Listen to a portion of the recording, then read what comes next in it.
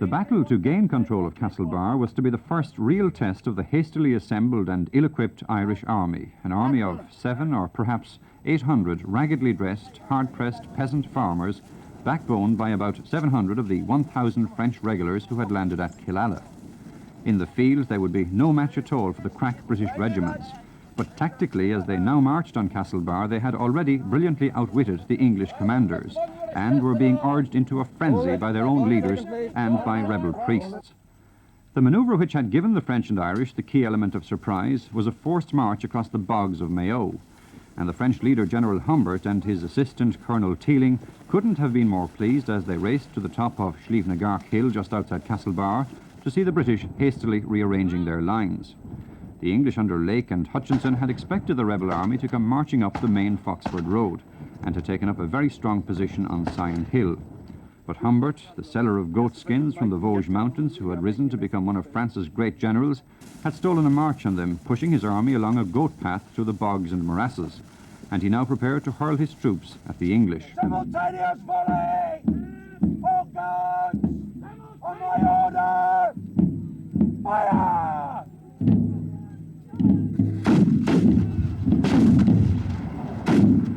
"1,000 yards across the valley, row upon row of cannon faced him, as did the thin red lines of Frasers and Fencibles and Longfords and Kilkennys. 7,000 soldiers and militia, as compared with his own puny force of little more than 1,500.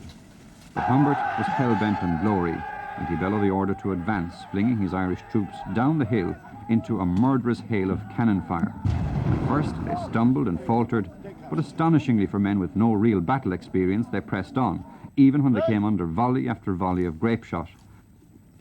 Fire! Number 2! Ready! Hit!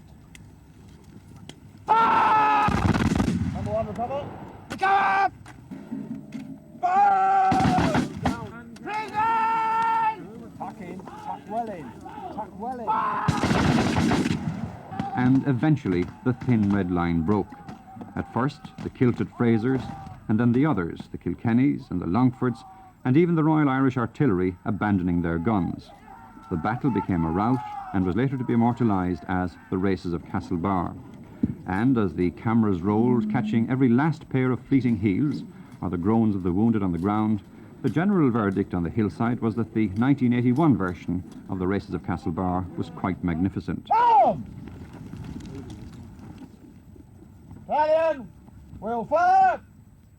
It will take several more weeks filming to complete the 6-part series and the best part of a year to edit it for transmission both at home and abroad. But already all of those involved in the filming say that it's likely to be an outstanding success.